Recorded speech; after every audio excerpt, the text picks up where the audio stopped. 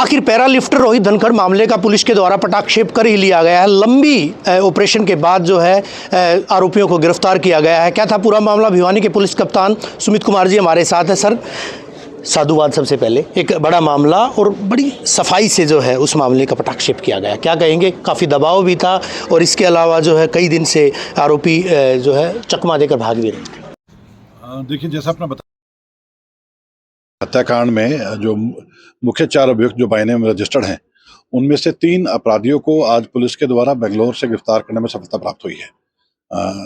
SHO सदर sub inspector विकास के नेतृत्व में सीआईए की टीम लगातार इनका पीछे पड़ी हुई थी और एक बहुत लंबी चेस के बाद, एक बहुत लंबे ऑपरेशन के बाद इवेंचुअली इनको पकड़ने में सफलता प्राप्त हुई है। अभी इस स्टेज पर मैं सब यही कह सकता हूँ कि टीम सभी ट्रांजिट में है, उनको ला के पहले माननीय न्यायालय के सम्मुख पेश करेंगी।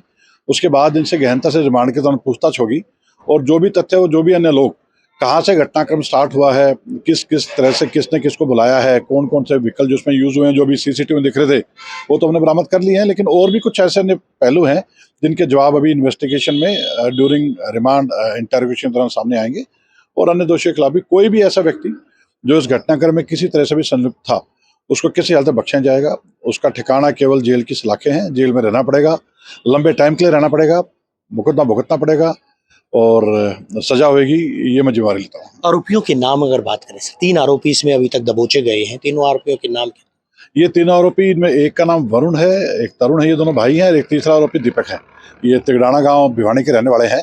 और क्योंकि जैसे आप सबको पता है कि शादी समारोह में इस घटनाक्रम को अंजाम दिया गया था। शादी के बाद इन्होंने उस लड़के को घेर के अकेले उसको मारा पीटा है, जिससे उसकी डेथ हुई है।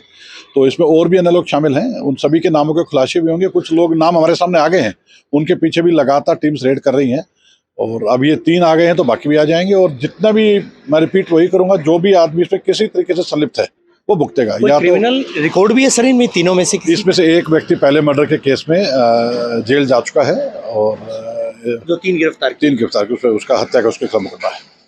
साथ ही साथ बात करें, बड़ी चुनौती थी सर, क्योंकि ये बताया जाता है कि इनके पास किसी तरह का कोई ऐसा डिवाइस भी, कोई मोबाइल फ़ोन भी नहीं था कि लोकेशन को ट्रेस किया जाए। एक बड़ी चुनौती नहीं माना जाए, हालांकि दबाव भी था पुलिस के ऊपर इस पूरे मामले को लेकर। लगातार पंचायतें, महापंचायतें, पूरी तरह से कभी रोड जाम की चेतावनी, कई सारी चीज़ें थी पुलिस के ऊपर। इसके बावजूद कितनी बड़ा जो है टास्क था। देखिए, बहुत ही सेंसिटिव मुद्दा है बगैर शक के, और हम सभी के लिए बड़े दुख की बात है। एक बहुत ही प्रोमिसिंग इंटरनेशनल लेवल का प्लेयर की हत्या हुई है। ये सभी के लिए उतनी गहरी संवेदना का विषय है जितना रोहित के परिवार के लिए है।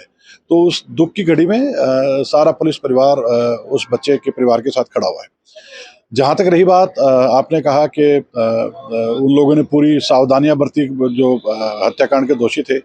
ये बात तो मान के चलिए, कोई कितना चालाक बन जाए, कोई कितना शातिर बन जाए, क्राइम की सजा केवल जेल है। जेल भुगतनी पड़ेगी। वो 2 दिन छुप सकता है, 3 दिन छुप सकता है, 4 दिन छुप सकता है, 1 दिन पुलिस का आएगा, वो काफी है। सर, आखिरी सवाल, कुल कितने आरोपी इस पूरे मामले में थे? जो नामजद 4 किए गए थे, इसके अलावा कितने आरोपियों के नाम?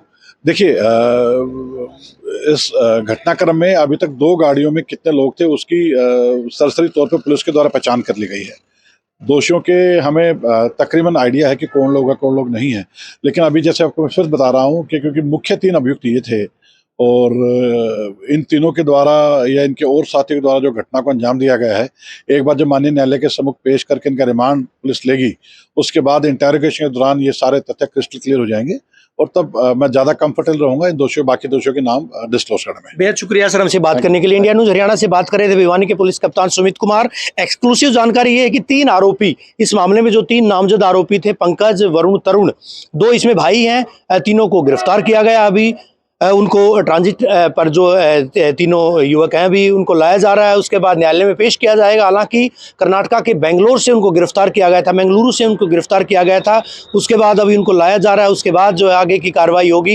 लेकिन फिलहाल रात की बात यह है कि जो मुख्य आरोपी, जिनका दबाव था कि पुलिस अभी तक इन आरोपियों की गिरफ्तारी नहीं कर पाई है, उनको पुलिस के द्वारा गिरफ्तार किया गया है। वीडियो जर्नलिस्ट सुमित अवस्थी के साथ रवि जांगड़ा, इंडिया न्यूज़।